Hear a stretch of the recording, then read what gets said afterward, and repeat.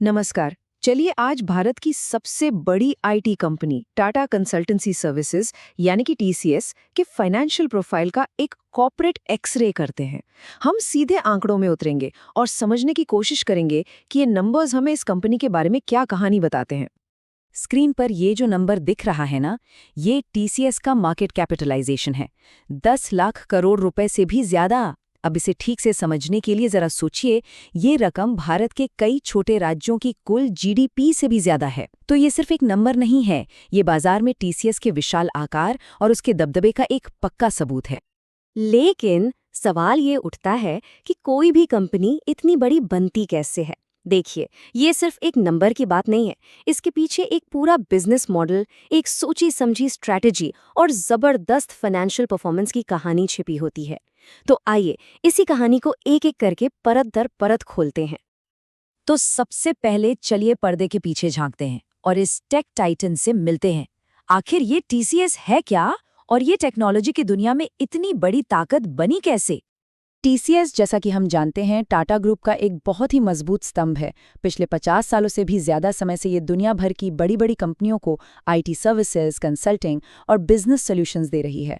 अगर आसान भाषा में कहें तो ये दूसरी कंपनियों को टेक्नोलॉजी का इस्तेमाल करके उनके बिजनेस को और स्मार्ट, तेज और बेहतर बनाने में मदद करती है। ठीक है, तो अब आते हैं सबसे दिलचस्प सवाल पर, पैसा आता कहाँ से है? देखिए, किसी भी कंपनी को सही से समझना है तो उसकी कमाई की कहानी को समझना तो बेहद जरूरी है। ये जो डोनट चार्ट है ना, इसी में टीसीएस की कमाई का राज छिपा है। आप देखिए, सबसे बड़ा हिस्सा करीब करीब 33% बीएफएसआई यानी बैंकिंग, फाइनेंशियल सर्विसेज और इंश्योरेंस सेक्टर से आता है। मतलब दुनिया के कुछ सबसे बड़े बैंक और बीमा कंपनियां अपने टेक्नोलॉजी सिस्टम्स को चलाने के लिए टीसीएस पर ही भरोसा करती हैं। इसके बाद फिर कंज्यूमर बिजनेस और लाइफ साइंसेज जैसे सेक्टर्स का नंबर आता है। तो यहाँ सबसे जरूरी बात ये निकल कर आती है कि कंपनी की 1/3 से ज्यादा कमाई सिर्फ एक ही सेक्टर पर टिकी है। अब एक तरफ तो ये इस सेक्टर में टीसीएस की गहरी पकड़ और उसकी महारत को दिखाता है, लेकिन दूसरी तरफ ये एक जोखिम भी है, क्योंकि इस सेक्टर में अगर कोई बड़ा उतार चढ़ाव आया तो कंपनी पर उसका सीधा असर पड़ेगा। चलिए अब कंपनी का एक फाइनेंशियल हेल्थ चेक करते हैं। जैसे हमारे शरीर के लिए वाइटल साइंस यानी जरूरी संकेत होते हैं, ठीक वैसे ही कंपनी के लिए भी कुछ जरूरी फाइनेंशियल मैट्रिक्स होते हैं जो उसकी सेहत का पूरा हाल बता देते हैं। जरा ये नंबर देखिए, 52.4%। ये है टीसीएस का रिटर्न ऑन इक्विटी यानी आरओई, और यकीन मानिए ये एक कमाल का आंकड़ा है। ये बताता है कि टीसीएस भारत की सबसे कुशल कंपनियों में से एक है और ये कंपनी की जबरदस्त परफॉर्मेंस का एक बहुत मजबूत संकेत भी है। तो ये आरओई होता क्या है? इसका मतलब बिल्कुल सीधा सा है। शेयर होल्डर्स ने जो पैसा लगाया है, उस हर 100 रुपए पर कंपनी कितना मुनाफा कमा रही है। टीसीएस के मामले में ये आंकड़ा 52 रुपए से भी ज्यादा है, जो दिखाता है कि कंपनी अपने निवेशकों के पैसे को मुनाफे में बदलने में कितनी माहिर है। लेकिन जैसा कहते हैं, हर सिक्के के दो पहलू होते हैं। एक तरफ टीसीएस का आरओई ट्रैक रिकॉर्ड शानदार है और कंपनी अपने मुनाफे का एक बहुत बड़ा हिस्सा, करीब 84%, डिविडेंड के तौर पर शेयर होल्डर्स को वापस भी देती है। वहीं दूसरी तरफ कंपनी की सेल्स ग्रोथ पिछले कुछ सालों से थोड़ी धीमी हुई है और इसका स्टॉक अपनी बुक वैल्यू से 10 गुना ज्यादा पर ट्रेड कर रहा है। बुक वैल्यू मतलब कंपनी की सारी संपत्ति में से अगर उसकी देनदारियां हटा दें तो जो बचेगा। तो बाजार कंपनी को उसकी असल कीमत से 10 गुना ज्यादा आंक रहा है। ये निवेशकों का भरोसा तो दिखाता है, पर यह भी बताता है कि शेयर की कीमत थोड़ी ज्यादा है। और ये स्लाइड सेल्स ग्रोथ की कहानी को और भी साफ कर देती है। आप देख सकते हैं कि ग्रोथ कई सालों तक 10% के आसपास एकदम स्थिर रही, लेकिन जरा हाल के ट्रेंड को देखिए। पिछले 12 महीनों यानी टीटीएम में ये नाटकीय रूप से घटकर सिर्फ 4% रह गई है। ये एक ऐसा ट्रेंड है जिस पर निवेशक और एनालिस्ट दोनों की ही पैनी नजर बनी हुई है।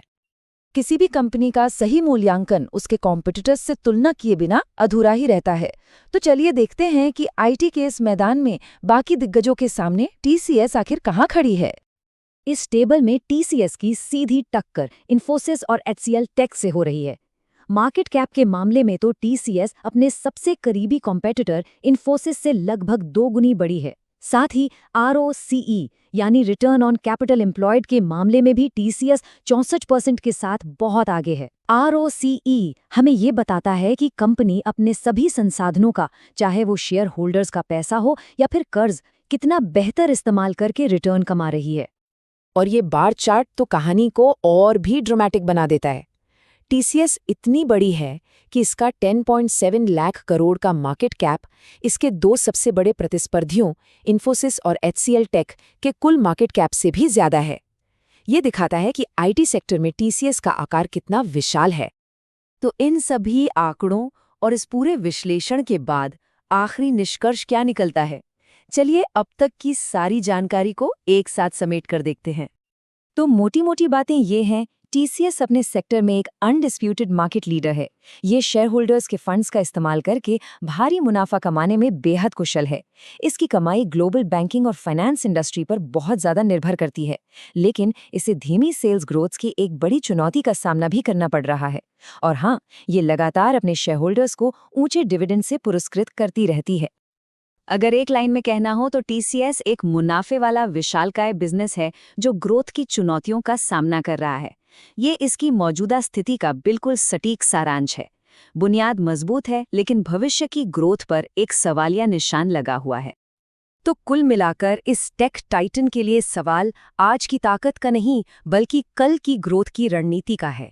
इतनी मजबूत स्थिति में होने के बावजूद भविष्य में विकास की रफ्तार बनाए रखने के लिए कंपनी अगला बड़ा कदम क्या उठाएगी, इसका जवाब तो खैर वक्त ही बताएगा, और ये देखना यकीनन बहुत दिलचस्प होगा।